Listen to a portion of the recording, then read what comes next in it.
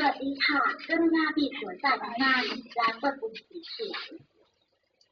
ใครที่จะพาน้องสาวไปสัก120ปิด130เอาให้น้องนั้นพอใจทุกเท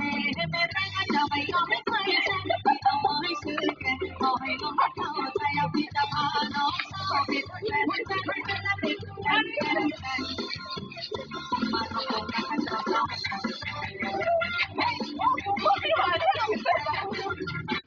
ก็อยากอ่ะดีกันเอาไม่เสร็จเลยต้องเติมก่อนที่เตาอีต้องเติมยังบอกว่าเธอสมัยเจ้าบอกเจ้าเขาก็เธอก็จะนิยมกันจะเลือกกันชมควรดังอย่างใคร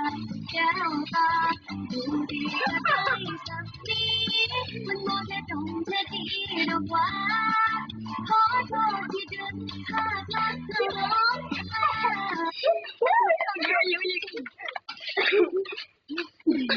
กูมาคนทำกูบอกไปแล้ว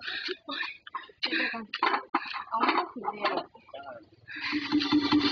เอาแม่ห้องแก่ยังดีจะถูกสามีปล่อยทางน้ำใจเอาหนุ่มตาเข้าไปมีเมียใหม่ที่ว่าน้องไว้ให้เล่นผู้ชาย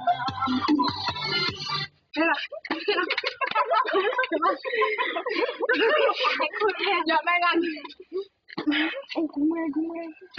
รอกูไปแล้วกูเมื่อยโอ้ยมันก็ถึงแล้